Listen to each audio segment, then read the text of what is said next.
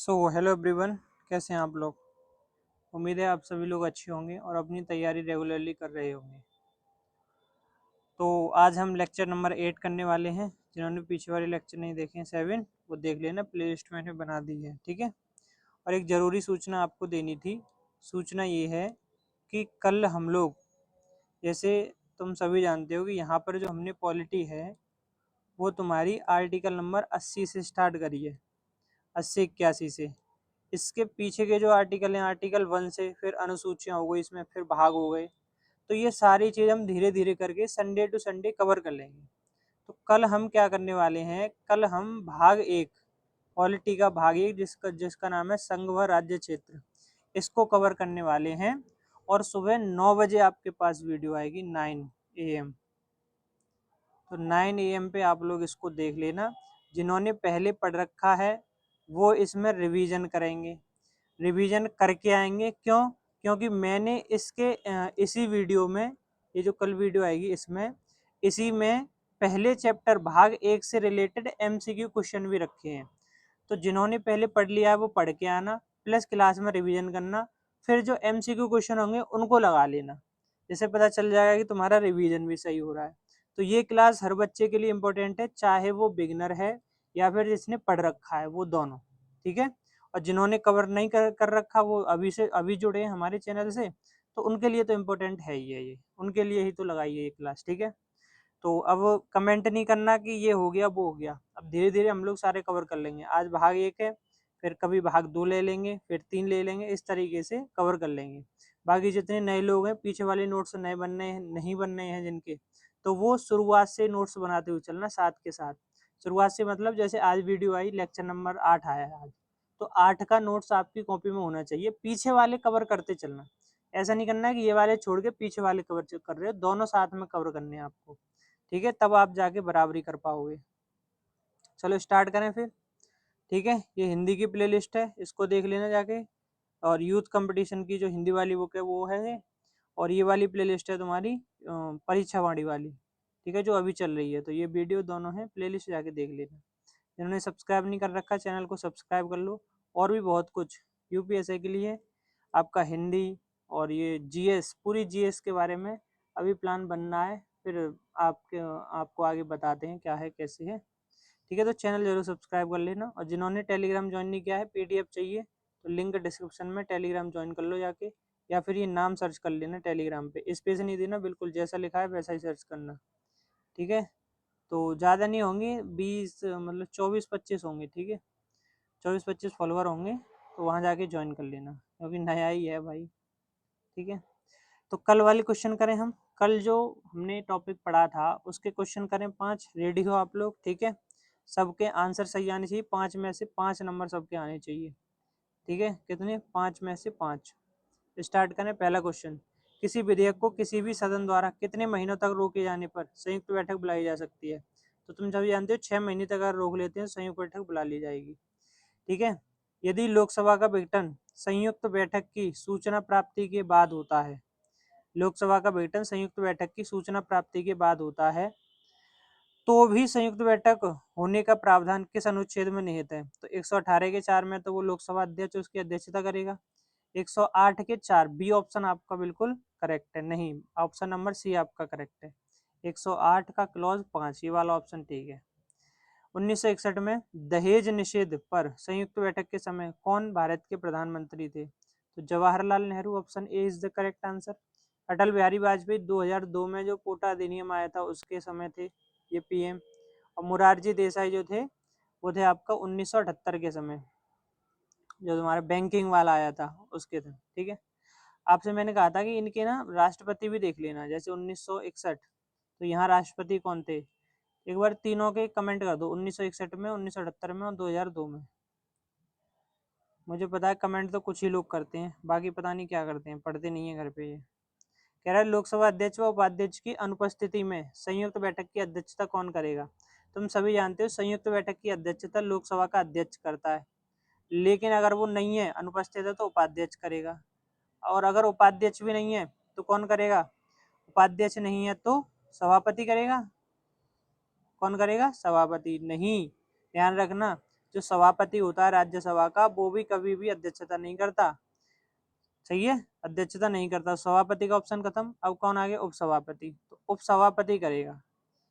कौन करेगा? उपसभापति। तो पूछ क्या रहा है कि अगर लोकसभा अध्यक्ष भी ना हो, उपाध्यक्ष भी ना हो, तो उसकी अनुपस्थिति में कौन संयुक्त बैठक की अध्यक्षता करता है? राष्ट्रपति नहीं करता है, राज्य का सभापति, राज्यसभा का सभापति ये भी नहीं करता है, राज्यसभा का उपसभापति ये करता है। ठीक है, संसद का कोई सदस्य नहीं कर सकता, संसद जिसे चुनेगी उसको वो करता है। कोई सदस्य ऐसे कैसे कर लेगा जब तक चुना ही नहीं जाएगा? तो संयुक्त बैठक की कार्रवाई के लिए गढ़पूर्ति कितनी होनी चाहिए? 1/6। तुम सभी जानते हो ये क्या है? ये जमानत राशि जब्त कर ली जाएगी अगर 1/6 वोट नहीं मिले तुम्हें तो। 1/3, 2/3 ये भी नहीं है। ऑप्शन नंबर डी आपका सही है। ठीक है, 6 क्वेश्चन, 5 क्वेश्चन थे, एक मैंने बढ़ा दिया है। अच्छा क्वेश्चन था इसीलिए। ठीक है, देखो क्वेश्चन क्या है। निम्न में से कौन संयुक्त बैठक की अध्यक्षता नहीं करता है? राष्ट्रपति करता है क्या? उपराष्ट्रपति, लोकसभा अध्यक्ष, सांसद जो लोकसभा द्वारा चुना गया हो, जो लोकसभा द्वारा चुना हो। तो बताओ इनमें से कौन संयुक्त बैठक की अध्यक्षता नहीं करता है? तो और क्या ऑप्शन ए सही है, क्या बी सही है? अच्छा ये है। उपरोक्त में से कौन सा विकल्प सही है? क्या ऑप्शन ए सही है केवल? क्या ए और बी सही है? ए बी डी ये सही है या फिर इनमें से कोई नहीं? तो मुझे बताओ, इसका आंसर कमेंट में बताओ। चलो अब आ जाओ आज के लेक्चर पे। धन विधेयक के पारित होने की प्रक्रिया। धन विधेयक के पारित होने की प्रक्रिया तुम सभी जानते हो। आर्टिकल 110 में धन विधेयक की परिभाषा है। 109 में क्या है? राज्यसभा में इसको पेश नहीं हो सकता। कौन? धन विधेयक। लोकसभा में पेश करने के लिए राष्ट्रपति की सहमति की जरूरत है। किसको? धन विधेयक को। अगर धन विधेयक लोकसभा में पेश हो रहा है तो किसकी सहमति चाहिए? राष्ट्रपति की। और कोई भी विधेयक धन विधेयक है या नहीं ये कौन डिसाइड करता है? लोकसभा अध्यक्ष डिसाइड करता है। ठीक है, कह रहा है राज्यसभा धन विधेयक को 14 दिन के अंदर सहमति देनी होगी। ये सब तुमने पढ़ लिया है, पहले ही बता दिया मैंने। ठीक है, राष्ट्रपति धन विधेयक को पुनर्विचार के लिए वापस नहीं भेज सकता। Very very very important point. पुनर्विचार का मतलब समझते हो? जो राष्ट्रपति की वीटो पावर है, आत्यांतिक वीटो, निलंबनकारी वीटो, पॉकेट वीटो, 3 बताए थे नहीं बताए थे? जैसे मान लो कोई विधेयक है, अब ये विधेयक गया राष्ट्रपति के पास, तो राष्ट्रपति चाहे तो इसको वापस भेज दे, चाहे तो इसके लिए इस पे साइन ना करे, और चाहे तो इसको अपनी पॉकेट में रख ले। ठीक है, जब राष्ट्रपति साइन नहीं करता है तो उसको बोलते हैं आलम्बन, निलंबनकारी वीटो, और तुम्हारा पॉकेट वीटो, और एक और होता है, क्या होता है वो? आलम्बनकारी होता है, ऐसा ही कुछ होता है। ठीक है, ये 3 टाइप के होते हैं वीटो पावर किसकी? राष्ट्रपति की। ठीक है, तो जब कोई विधेयक राष्ट्रपति के पास जाता है साइन करने के लिए, तो अगर वो विधेयक अगर धन विधेयक है तो ध्यान रखना धन विधेयक राष्ट्रपति वापस नहीं लौटा सकता पुनर्विचार के लिए। क्यों नहीं लौटा सकता? क्योंकि धन विधेयक जब लोकसभा में पेश होगा तो उससे पहले ही राष्ट्रपति की मंजूरी हमने ले ली है। देखो ऊपर वाली लाइन पढ़ो, लोकसभा में पेश करने के लिए राष्ट्रपति की सहमति की आवश्यकता है। किसको? धन विधेयक को। तो जब हमने राष्ट्रपति से पहले अनुमति ले ली है तो राष्ट्रपति काहे भाई पुनर्विचार के लिए भेजेगा? बात समझ पा रहे हो? नहीं समझ पा रहे? ठीक है, तो इसीलिए नहीं भेजता है, पुनर्विचार के लिए वापस नहीं कर सकता है। यदि 14 दिन के अंदर राज्यसभा धन विधेयक को वापस नहीं करती है तो उसे दोनों सदनों से पारित मान लिया जाएगा। राज्यसभा की कोई वैल्यू नहीं है इसमें, कोई औकात नहीं है, पारित करे करे ना करे तो भी ठीक है, लेकिन 14 दिन तक रख सकती है। 14 दिन के बाद वो छीन लेगी फिर। ठीक है, धन विधेयक। आ जाओ वित्त विधेयक। वित्त विधेयक का मतलब होता है कि ऐसे विधेयक जो आय और व्यय से संबंधित होते हैं। ऐसे विधेयक जो आय मतलब इनकम, इनकम कितना पैसा आया, कितनी आय हुई और कितना खर्च हुआ, इससे रिलेटेड जो विधेयक होते हैं उनको कहते हैं वित्त विधेयक। जैसे कर से संबंधित विधेयक इसी में शामिल होते हैं, जिसने भी टैक्स से संबंधित विधेयक हैं वो इसी में। इसको द्वितीय वाचन के लिए प्रवर समिति के पास भेज दिया जाता है। अब प्रवर समिति ये नहीं पूछना क्या होता है सर, प्रवर समिति होती है जब भी लोकसभा या राज्यसभा में कोई विधेयक पेश हुआ तो उस विधेयक की जांच करने के लिए जो समिति होती है प्रवर समिति होती है। फिर जब रिपोर्ट आ जाती है, रिपोर्ट आने के बाद इसका विरोध नहीं हो सकता। किसका? वित्त विधेयक का विरोध नहीं हो सकता। 75 दिन के अंदर सदन द्वारा पारित होना आवश्यक है। कौन सा? ये जो वित्त विधेयक है। तो ध्यान रखना धन विधेयक के लिए 14 दिन, धन विधेयक के लिए 14 दिन और वित्त विधेयक के लिए 75 दिन सदन से पारित होना आवश्यक है ये। ठीक है, फिर कह रहा है क्योंकि इसको वार्षिक बजट तुलना के बाद लोकसभा में पेश किया जाता है। प्रत्येक धन विधेयक वित्त विधेयक होता है, लेकिन प्रत्येक वित्त विधेयक धन विधेयक नहीं होता है। तो ये भी काफी अच्छी लाइन है। ये कह रहा है कि प्रत्येक धन विधेयक, भाई धन में किसकी बात हो रही है? वित्त, वित्त यानी पैसे की बात। तो प्रत्येक धन विधेयक क्या होता है? वित्त विधेयक होता है। लेकिन प्रत्येक वित्त विधेयक धन विधेयक नहीं हो सकता। ये भी बहुत इंपॉर्टेंट बात है, ध्यान रखना। ठीक है, तो प्रत्येक वित्त विधेयक धन विधेयक होता है, वो प्रत्येक धन विधेयक वित्त विधेयक होता है, लेकिन प्रत्येक वित्त विधेयक धन विधेयक नहीं हो सकता। अच्छा, धन विधेयक की बात सर कौन से आर्टिकल में करी है? सर आर्टिकल करी है ये 117 में। वित्त विधेयक के संबंध में विशेष प्रक्रिया आर्टिकल 117 में दिया है। सर आर्टिकल 111, 112, 113, 114, 115, 116, 117, 116 ये वाले कहाँ गए आर्टिकल? ये पढ़ेंगे, आगे पढ़ेंगे, टेंशन ना लो। फिलहाल ये टॉपिक आ गया था विधेयक वाला, तो इसीलिए यहाँ पढ़ रहे हैं धन विधेयक वित्त विधेयक। तो धन विधेयक ध्यान है ना तुम्हें कहाँ है? 110 में है। वित्त विधेयक ध्यान है ना कहाँ पे है? 117 में है।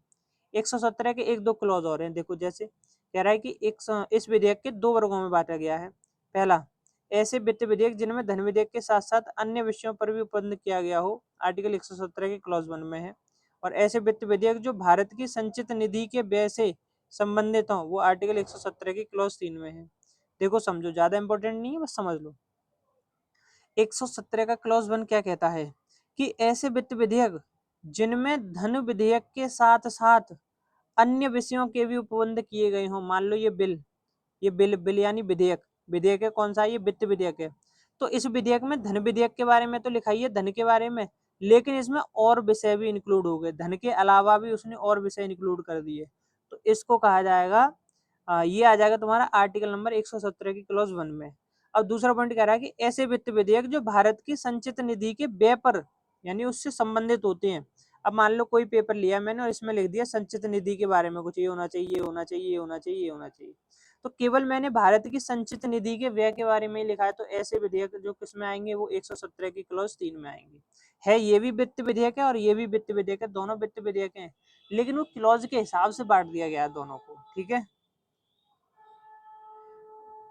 अगला प्रश्न देखो, वो अगला पॉइंट कह रहा है प्रथम प्रकार के वित्त विधेयक, यानी कि ये जो वित्त विधेयक है के लिए धन विधेयक के समान ही प्रक्रिया है।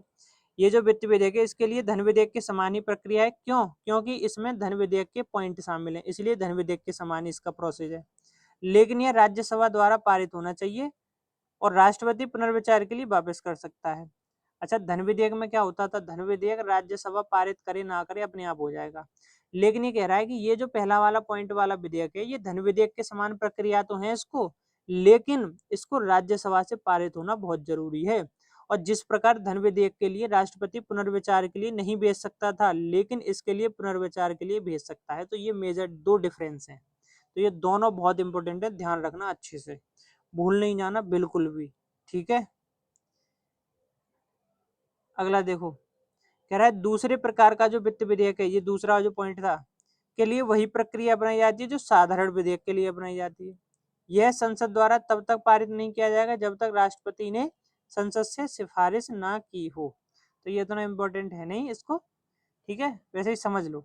जैसे क्या कह रहा है कि जो दूसरा वाला वित्त विधेयक था 117 के जो क्लॉज 3 में भी पढ़ा था हमने, जो भारत की संचित निधि के व्यय पर आधारित था, तो ये जो वित्त विधेयक है इसके लिए जो प्रोसेस होगा वो वही होगा जो साधारण विधेयक के लिए होता है।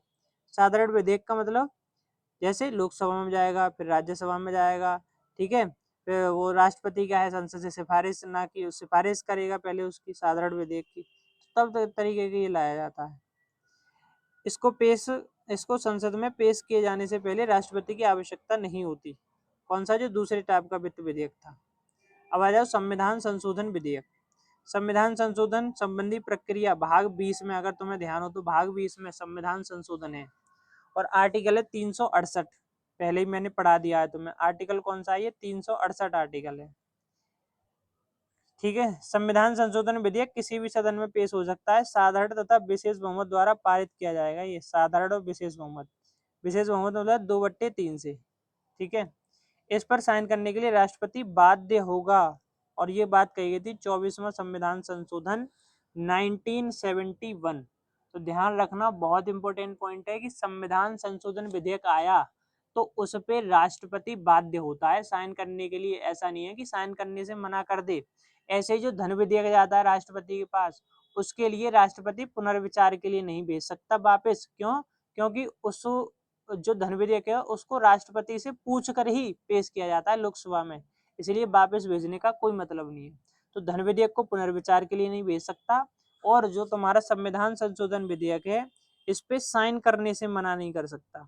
और ये बात कब करी गई थी? 24वां संविधान संशोधन 1971।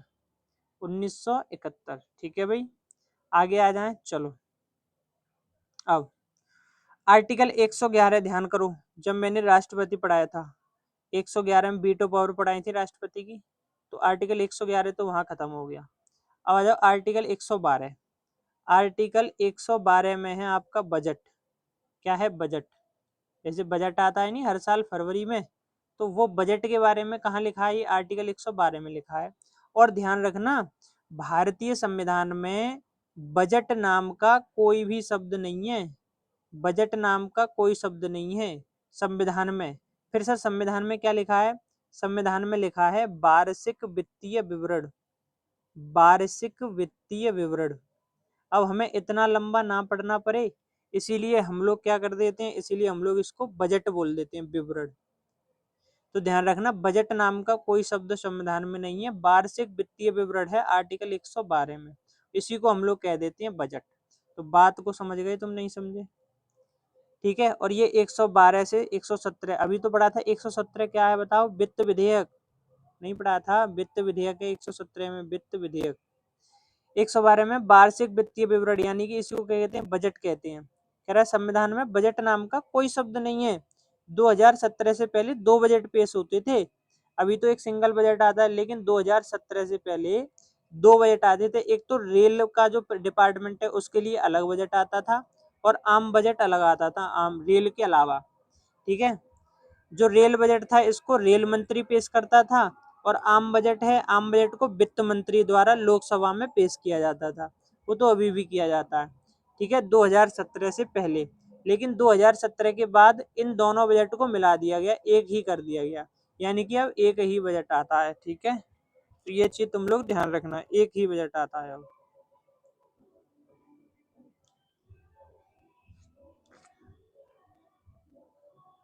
बजट के अनुमानित व्यय निम्न 2 वर्गों में विभाजित है। अब बजट आ रहा है भाई, जैसे हम बजट बनाते हैं नहीं, प्लानिंग करते हैं।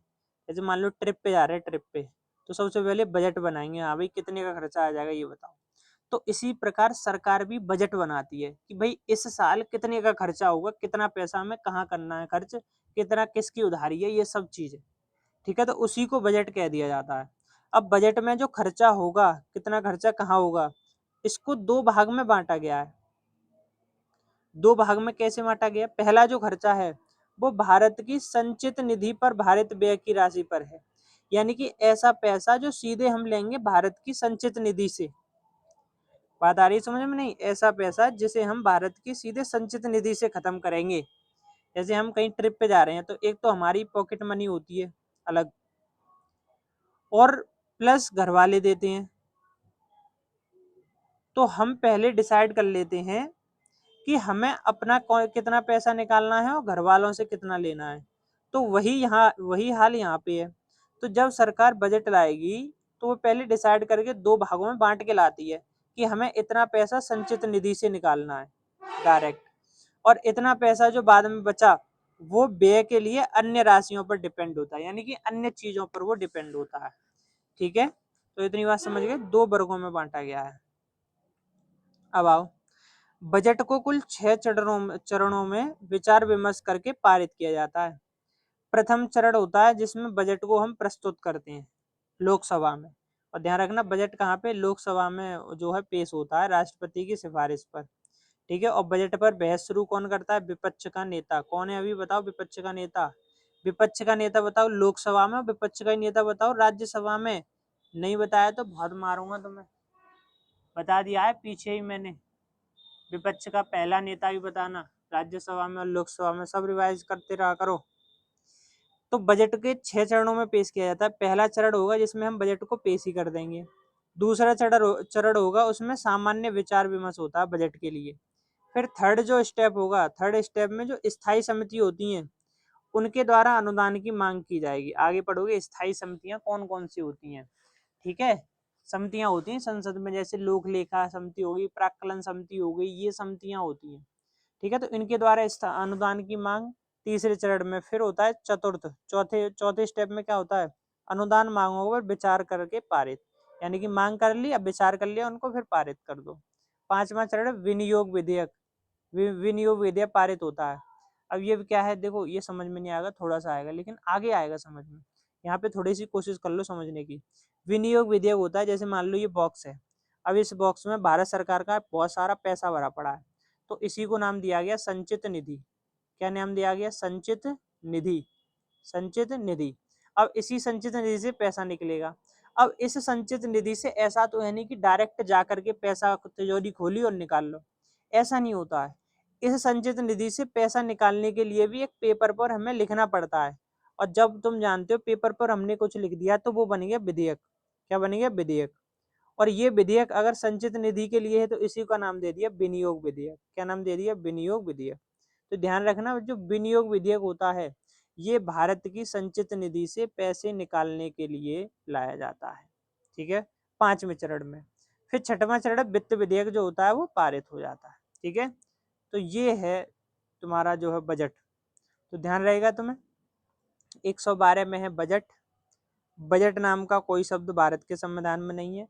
वार्षिक वित्तीय विवरण ये शब्द है भारत के संविधान में। ठीक है, और 117 में क्या है? वित्त विधेयक है। क्या है? वित्त विधेयक। वित्त विधेयक। तो ये आज की क्लास है, और कमेंट कर दिया करो यार, थोड़ा सा मोटिवेशन मिल जाए। क्यों? और ये बता, तुम ही लोग कमेंट नहीं करोगे तो किसके लिए वीडियो बनाऊंगा मैं? पता तो चले कि जिसके लिए वीडियो बना रहा हूँ वो भी लोग जागरूक हैं एकदम से, मतलब वीडियो आने के इंतजार में है, और कब वीडियो आए, कब हम नोट डाउन करें, कब पढ़ें। तो थोड़ा सा अपना एक्टिविटी दिखाओ कमेंट में, और रिवीजन करते रहना, ज़्यादा से ज़्यादा रिवीजन करना है। और सुनो, एक और चीज़ मैं तुम्हें बताऊं, इम्पोर्टेंट न्यूज़। न्यूज़ वूज कुछ नहीं है, कल है संडे। कल क्या है? संडे।